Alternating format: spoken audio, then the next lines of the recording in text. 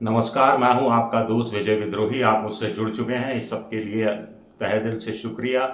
अगले 8-10 मिनट में आपसे जुड़े रहने की कोशिश करूंगा। तो राहुल गांधी की एक बात फिर से सच साबित हुई। बिहार की जनता में एनडीए गठबंधन का सामना कर रहे इंडिया गठबंधन का संघर्ष काम आया। पप्पू यादव की धमकी काम आई। इंडियन एक्सप्रेस की रिपोर्ट काम आई। गोदी मोदी मीडिया जो कुछ दिखा रहा था, उस पर पहली बार शायद सरकार ने भी भरोसा नहीं किया, चुनाव आयोग ने भी भरोसा नहीं किया और चुनाव आयोग को पलटी मारनी पड़ी, यू टर्न लेना पड़ा। अब राहुल गांधी ने क्या कहा था और चुनाव आयोग ने किस मसले पर पलटी मारी है, आप समझ गए होंगे। ब्रेकिंग न्यूज आ रही है कि चुनाव आयोग अब वो सारे जन्म प्रमाण पत्र दीजिए, खुद का दीजिए, माँ का दीजिए, पिता का दीजिए, जन्म स्थान दीजिए, फलाना डॉक्यूमेंट लाइए, फलाना डॉक्यूमेंट लाइए, नहीं लाएंगे तो वोटर लिस्ट से नाम काट दिया जाएगा, आपकी नागरिकता संदेह में पड़ जाएगी और एनआरसी टाइप स्थिति बन जाएगी। इन तमाम चीज़ों से चुनाव आयोग और फिर सुप्रीम कोर्ट का डर, सबसे बड़ी बात है, मामला सुप्रीम कोर्ट पहुंच गया है और चुनाव आयोग को क्या पता लग गया था कि सुप्रीम कोर्ट में मामला ठहर नहीं पाएगा उनके खिलाफ, यानी उनके पक्ष में कुछ फैसला नहीं आ पाएगा। तो चुनाव आयोग ने अब नए निर्देश जारी किए हैं। बीएलओ से कहा जा रहा है कि साहब कागज आप ले लीजिए, बस डॉक्यूमेंट कोई दे रहा है तो ठीक है, नहीं दे रहा है तो मत, ठीक है, बिना डॉक्यूमेंट के कागज ले लीजिए, ज़्यादा से ज़्यादा लोगों के डॉक्यूमेंट ले लीजिए, ताकि जो ड्राफ्ट बने 1 अगस्त को जो जारी होगा उसमें ज़्यादा से ज़्यादा नामों को शामिल किया जा सके। आगे चुनाव आयोग ये भी कह रहा है कि संख्या बढ़ी हुई होनी चाहिए, यानी ज़्यादा से ज़्यादा फॉर्म इकट्ठे किए जाने चाहिए और बीएलओ बाद में डॉक्यूमेंट मंगाता रहेगा, यानी बाद में देखा जाएगा कि लोग डॉक्यूमेंट देते हैं या नहीं देते हैं। अभी डॉक्यूमेंट की ज़रूरत नहीं है और अपना डैशबोर्ड जो कि बन रहा है, अभी तो बन रहा है डैशबोर्ड, बीएलओ उसमें अपडेट करता जाएगा बाद में। तो ये तो साफ तौर पर यू टर्न हो गया। फिर एक दो बीएलओ मैं देख रहा था, एक टीवी चैनल पर बात कर रहे थे पत्रकार से और कह रहे थे कि साहब हमसे कहा गया है कि वोटर आधार जो नंबर है वो आप ले लीजिए, आधार नंबर में जो डेट ऑफ बर्थ है उसके अनुसार स्वीकार कर लीजिए, माँ बाप के जन्म प्रमाण पत्र की ज़रूरत नहीं है, माँ बाप के पास आधार कार्ड है तो उनका आधार कार्ड का जो आईडी नंबर है वो नोट कर लीजिए बस। बीएलओ ये भी कह रहे थे कि बड़ी समस्या आ रही है, लोगों के पास वैलिड डॉक्यूमेंट नहीं है, जिसकी मांग चुनाव आयोग कर रहा है। और लोग ये भी कह रहे हैं और बीएलओ भी ये समस्या समझ रहे हैं कि अगले 15 दिन में यानी 25 जुलाई तक जो आधार चुनाव आयोग रख रहा है उन आधारों की पूर्ति के लिए उस हिसाब से डॉक्यूमेंट अरेंज करने में 15 दिन का समय बहुत बहुत कम है।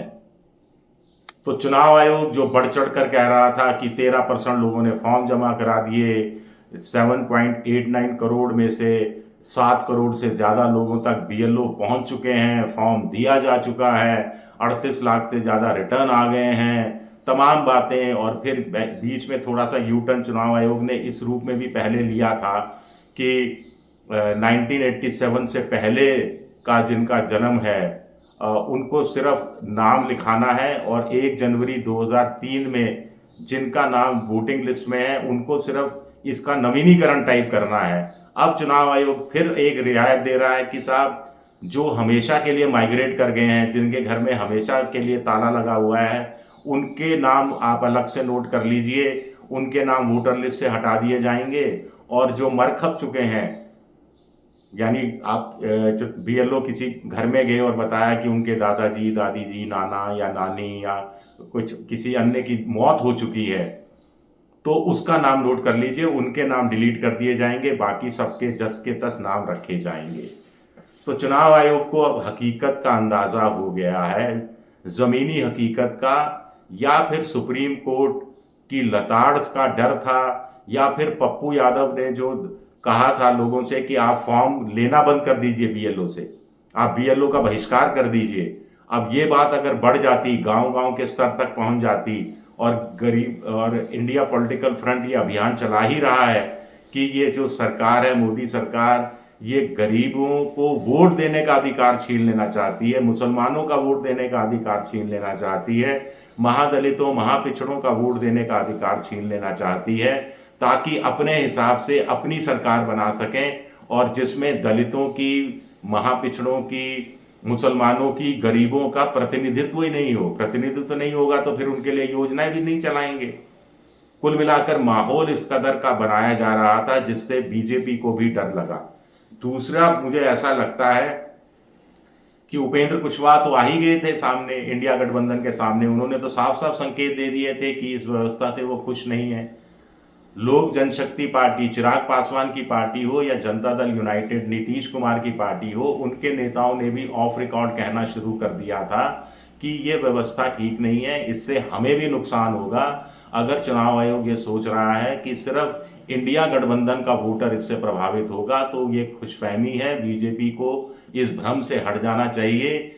बीजेपी के कुछ नेताओं ने भी कहना शुरू कर दिया था कि बीजेपी का जो सवर्ण जाति का वोटर है, उसमें जो गरीब वोटर है उसके पास भी इस तरह के कार्ड नहीं है, इंतजाम नहीं है। बहुत सारे बीएलओ ने शिकायत की कि हमारे खुद के पास जो आई कार्ड मांग रहा है, जो आइडेंटिफिकेशन के लिए, सिटीजनशिप अपना प्रमाणित करने के लिए, साबित करने के लिए जिस ढंग से दस्तावेज मांग रहा है चुनाव आयोग, वो तो बीएलओ के पास भी नहीं है। अब देखिए, 10वीं पास 14% है, 15% है, 85% तो 10वीं पास भी नहीं है, वो कहां से सर्टिफिकेट लाएंगे। सरकारी नौकरी में ही 2.57% लोग हैं कुल मतदाताओं में से, तो बाकी के लोग कहां से वो कार्ड लेकर आएंगे। जो फॉरेस्ट एक्ट के तहत भी करीब 5000 लोगों ने अप्लाई किया था, जिसमें से 191 का ही क्लेम स्वीकृत किया गया, बाकी का रिजेक्ट कर दिया था, वो कहां से लाएंगे। फिर बर्थ का रजिस्ट्रेशन ही 25% से ज्यादा नहीं है बिहार में, वो भी हाल के समय में, जो 2005 के बाद से। 2005 से पहले के हालात तो और भी ज्यादा खराब थे। 2005 इसलिए बता रहा हूं क्योंकि 2005 में जो पैदा हुए थे, या 2007 में एक्चुअली में जो पैदा हुए थे, वो 2025 में 18 साल के हुए हैं। वोट देने का उनको अब पहली बार राइट मिला और वो छीन लेना चाहती थी। तो कुल मिलाकर माहौल बन रहा था, नैरेटिव ऐसा बन रहा था, ऑप्टिक्स ऐसी हो रही थी कि जनता के बीच में ये मैसेज जा रहा था कि चूंकि बीजेपी चुनाव हार रही है, चूंकि एनडीए को लग रहा है कि वो चुनाव जीतने की स्थिति में नहीं है, इसीलिए चुनाव आयोग के कंधे पर बंदूक रखकर चलाई जा रही है और उस बंदूक के निशाने पर गरीब है, महादलित है, महापिछड़ा है, आदिवासी है, मुसलमान है और इंडिया गठबंधन का वोटर है। ये मैसेज जाना लोकतंत्र के लिए ठीक नहीं।